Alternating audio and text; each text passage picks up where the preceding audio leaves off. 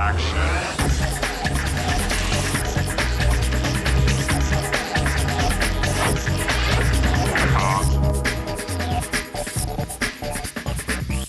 let's go for takedown.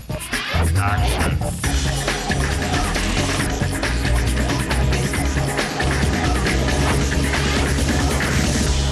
Okay, that's action. Hello, I'm Mark Dolan and welcome to Edinburgh Fest Live, coming to you from the glittering Newtown Theatre in the heart of Scotland's capital. And this, of course, is the Edinburgh Fringe, which is the largest and definitely the best arts festival on the planet. The city has been taken over by actors, comedians, musicians, and it's absolutely spectacular. And we're trying to tap into that by bringing you the very best of the Edinburgh Fringe right here on this sofa. So it's great to have you. Now, what I'm going to do is I'm going to start with a bit of a brain teaser for you guys watching at home. And it's a question about Scotland. And here we go. How much, literally, what percentage of Scotland's electricity does Scotland export? Okay, how much? Because people kind of think it's all about the haggis and the whiskey, but there's a bit of electricity going on too. So I'd like you to give your answer to me via Twitter. Our Twitter handle is @edfest_live. Or you can go to the lovely, gorgeous SBC website and go to sbctv.co.uk and you can submit your answer and get cracking on that. Also, we've been here all month. It's the very first daily show coming to you from the festival. And if you want to catch up on previous shows, we've had the biggest names at the festival here in this studio, then just check out SBC TV on YouTube. It's all there alongside my sex tape. You're welcome. Now, it's not very exciting. It's basically an hour of my wife moisturizing. Look, we better crack on. I'm sharing too much. Someone else that's going to be sharing too much today is our resident chef. It's Hairy Mary. You've had Jamie Oliver. You've had Nigella Lawson. You've never seen anything like this. She's an amazing human specimen, a physical, unique character, and a great, great chef. We're going to have a lot of fun with Hairy Mary very shortly. We've got top comedy, we've got music, we've got everything. And we're going to kick off with a bit of music now. So, ladies and gentlemen, kicking off our delightful daily show here, it's the amazing, the brilliant, the talented Katie Brennan.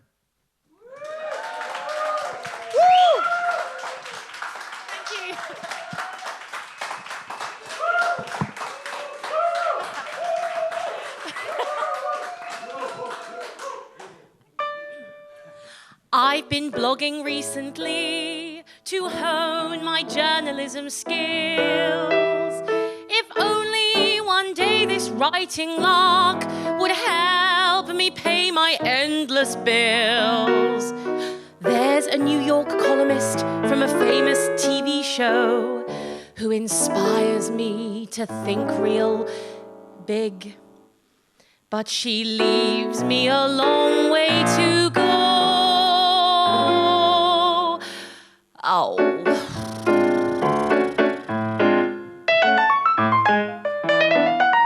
Her life is a hoot and her writing's astute. And stood next to her, I'm a sad bore. She's all glamour and spin, I'm all flat soles and gin. And that's why I'm not Carrie Bradshaw. I won't get off my tits on champagne at the Ritz, for I have left uni a tad poor. If I go out to eat, then Greg's is a treat, and that's why I'm not Carrie Bradshaw. My knees don't go weak for sartorial chic. Versace's not something I'm mad for, but I dash without fail to the Debenham sale, and that's why I'm not Carrie Bradshaw. She's inspired my favourite rituals. Sunday brunch with the girls is a must.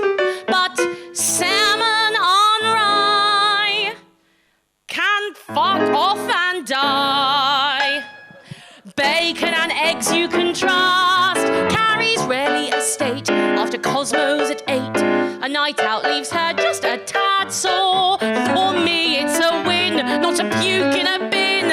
And that's why I'm not Carrie Bradshaw. Still, I'm sure that online dating is something that Carrie would do. Roaming the net for the perfect match fish and a decadent meal for two. She'd land the guys with the usernames that have a classy ring.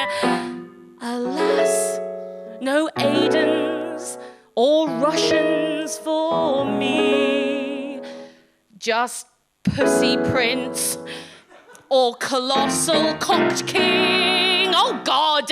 But if I'm out on a date and the chap starts to grate, or he's mental or rude or a lad whore, I don't flush out my ills with a shitload of pills. Life needn't be all Carrie Bradshaw. Who needs a new gown after being let down? I have pals I am endlessly glad for, and I pass weeknights with ease if I have spare batteries. So I don't want your life, Carrie Bradshaw. Mr. Big ran a mile when she stepped down the aisle. How lacking in balls need I add more? When I marry, take heed, the groom's on a lead. So who's laughing now? Carrie Bradshaw. Goodbye to the Rolls and the Gucci. Twiddle pip to Chanel and Dior. Who needs sun and sea breeze to get down on their knees? That's what cider and black was designed for.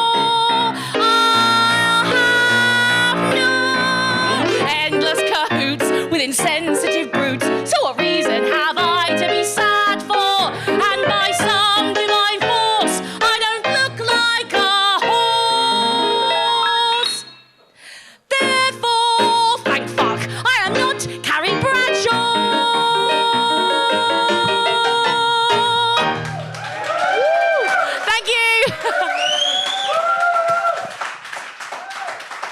Katie Brennan, ladies and gentlemen. What a performance. Now, Katie, grab a microphone. I think you're a lot more fun than Carrie Bradshaw. Oh, thanks, babe. Definitely. A night on the tiles with you would be a lot more eventful, definitely.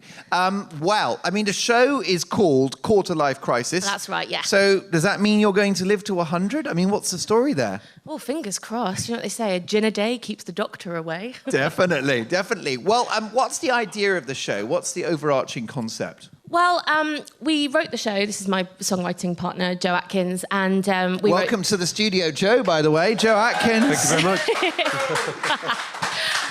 Yeah, we just wrote the show because, well, I was having my own quarter-life crisis. I was stuck in a job that I hated, and I was single, and everyone around me seemed to be getting married and buying houses, and I was just feeling a bit stuck, really, and lost. What was the job, out of interest? What industry were you in? Recruitment. Okay, so you don't do that anymore.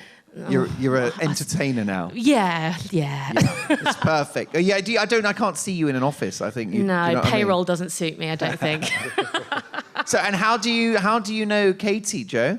Oh, we've been friends for about 10 years. Right. So we started off on the old circuit, just doing some covers of various songs. And then we realised we both have a similarly mucky sense of humour and decided... Yes, I saw that. We started writing some songs together instead.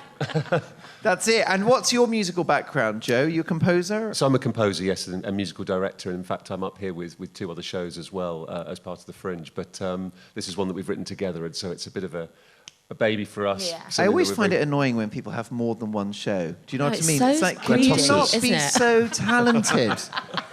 I'm just Absolute tosses. about scratching out an hour a day myself. I know. Do you know what I mean? I'm down to the bare bones. I know. Meanwhile, we got bloody Andrew Lloyd Webber over there. Surviving on like Barocca and cheesy chips. Yeah.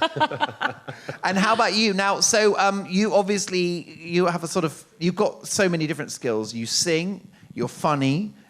You dance, you do all these things. So what's the focus of the show? Is it a bit of all of those things? It's kind of like comedy cabaret. Yeah.